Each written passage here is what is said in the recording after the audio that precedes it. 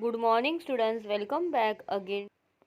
Good morning, students. Welcome back again to our chapter Not for Profit Concern. Come to page number 79 of your textbook question number 5. अभी देखो हमारे पास total complete question है. हमें उसमें से adjustment भी दिया है. हमें उससे क्या बनाना है? ओनली आपको बनाना है income and expenditure account. Balance sheet नहीं बोलिए तो ऐसे ड्रॉ करो income and expenditure account, expenditure to amount column, income and to amount column. अब हमें ध्यान देना है कि जो भी रिसिप्ट साइड में पॉइंट आए या तो वो इनकम होगा और या तो वो लाइबिलिटी होगा, और पेमेंट में जो पॉइंट आए या तो वो असेट होगा और या तो वो एक्सपेंडिचर होगा.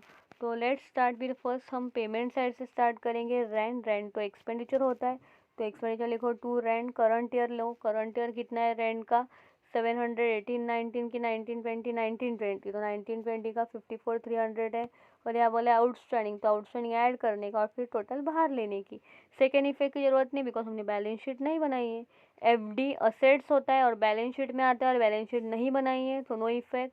Sundry expense profit and loss में आता है, मतलब यहाँ पे एक्सपेंडिचर में आएगा तो सन्ड्री एक्सपेंस. इंश्योरेंस वो भी एक्सपेंडिचर में एडजस्टमेंट है. प्रीपेड माइनस करो 12,000 में से 1,011 आया. प्रिंटिंग एंड स्टेशनरी भी एक्सपेंडिचर है, लिख दो एक्सपेंडिचर में डायरेक्ट बाहर. पिकनिक एक्सपेंस भी एक्सपेंडिचर में डायरेक्ट बाहर. सैलरी भी 20,000. ट्रैवलिंग भी 13,000. एडवर्टाइजमेंट नहीं आएगा बिकॉज 18-19 का दिया है. हमारा ईयर कौन सा है? 1920 है. कैश इन हैंड और कैश एट बैंक असेट्स होते हैं क्लोजिंग वाले, वो हमें यहाँ पे नहीं आएगा, वो हमारे बैलेंस शीट में जाएगा. अब हमारे रिसिप्ट साइड पे आते हैं. ओपनिंग वाला कैश नहीं लिखने का, वो ओपनिंग बैलेंस शीट में जाता है. सब्सक्रिप्शन 3 साल है अभी, इसमें से करंट ईयर कौन सा है अपना? 1920. तो हम लोग कौन सा लिखेंगे? By subscription 1 lakh.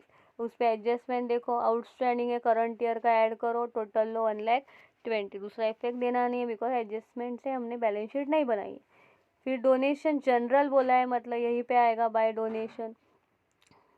एडजस्टमेंट है क्या डोनेशन पे? नहीं तो डायरेक्ट लिखो. एंट्रेंस फी एडजस्टमेंट है कैपिटलाइज एंट्रेंस फी लेने का 15,000 इनकम में. 15,000 का 60% निकालो आप, 9,000 आएगा. 15,000 9,000 गया 6,000. सेकेंड इफेक्ट कैपिटल फंड में ऐड होता है बट हमने बैलेंस शीट नहीं बनाई है सो नहीं आएगा. एंट्रेंस फी कंप्लीट हुआ. एंट्रेंस और एफडी भी यहीं पे आएगा. पिकनिक रिसिप्ट भी यहीं पे आएगा इनकम में. अब हम लोग क्लोज करेंगे, सारे पॉइंट कंप्लीट हो चुके हैं. अब क्रेडिट की टोटल करो, मतलब इनकम की और एक्सपेंडिचर की टोटल करो. दोनों टोटल करके कंपेयर करो कौन सी ज़्यादा है. इनकम अगर ज़्यादा हुई तो सरप्लस और एक्सपेंडिचर ज़्यादा हुआ तो डेफिसिट. अभी इनकम ज़्यादा है 1,75,800, उसमें से हम डेबिट की टोटल माइनस करेंगे तो आपको सरप्लस मिलेगा 38,500. तो सरप्लस के बारे में क्या लिखने का? एक्सेस ऑफ इनकम और एक्सपेंडिचर. अगर डेफिसिट आया तो एक्सेस ऑफ एक्सपेंडिचर और इनकम.